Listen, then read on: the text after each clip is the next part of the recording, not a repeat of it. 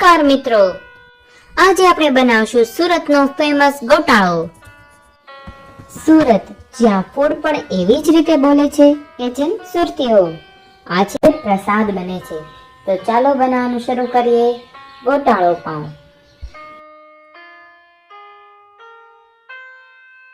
તો સૌપ્રથમ આપણે લઈશું અમૂલનું બટર, પનીર, ચીઝ, પાલક ઝીણી સમારેલી, કેપ્સિકમના ઝીણા સમારેલા ટુકડા, કોથમરી, ટમેટા।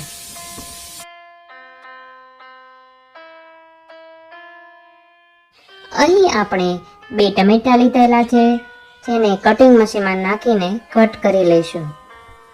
હવે આપણે કટિંગ કરેલા ટમેટાને એક બાઉલમાં કાઢી લઈશું।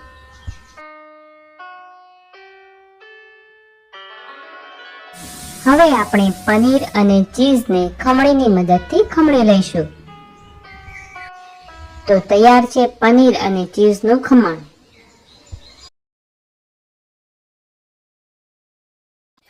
હવે આપણી બધી સામગ્રીઓ તૈયાર થઈ ગઈ છે, એટલે આપણે એક પેનમાં તેલ અને બટર બંને મિક્સ કરીને ગરમ કરવા માટે મૂકીશું। હવે આપણે તેમાં જીરું ઉમેરીશું, ત્યારબાદ મરચાંની પેસ્ટ ઉમેરીશું, ત્યારબાદ ટમેટાની પેસ્ટ ઉમેરીશું, અને જો તમે ડુંગળી અને લસણ ખાતા હોય તો આ સમયે તે પણ ઉમેરી શકાય। હવે આપણે તેમાં થોડુંક મીઠું પણ ઉમેરી દઈશું, જેથી ફટાફટ ચડી જાય। જ્યારે આ ગ્રેવીમાંથી તેલ છૂટું પડી જાય ત્યારે આપણે તેમાં પાલક ઉમેરીશું અને સરખી રીતે મિક્સ કરીશું। આપણે આ બધું ઢાંકી દઈશું, જેથી સારી રીતે ચડી જાય। હવે બધું સારી રીતે ચડી ગયું છે અને તેલ પણ બહાર નીકળી ગયું છે।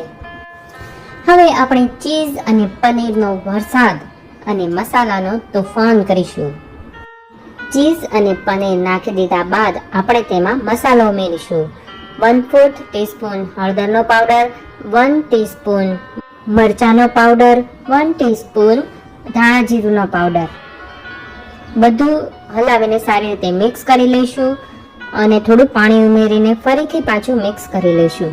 હવે આપણે ઉમેરીશું પાઉંભાજી મસાલો, ગરમ મસાલો, અને ફરીથી પાછું મેશરની મદદથી મિક્સ કરતા જશું અને હલાવતા જશું, જેથી બધું એક સરસ રીતે મિક્સ થઈ જાય।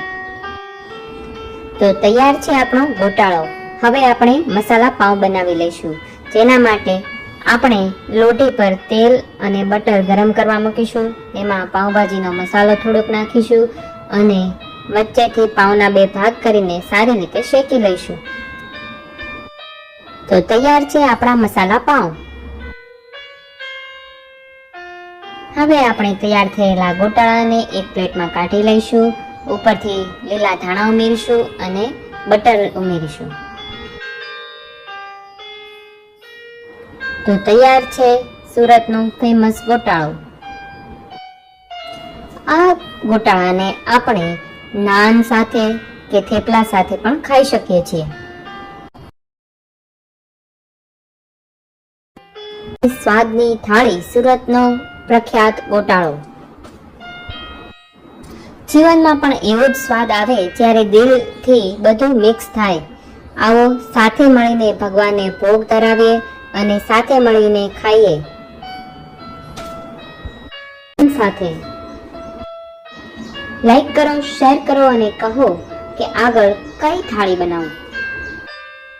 અને હા, ચેનલને સબસ્ક્રાઇબ કરવાનું ભૂલી ના જતા।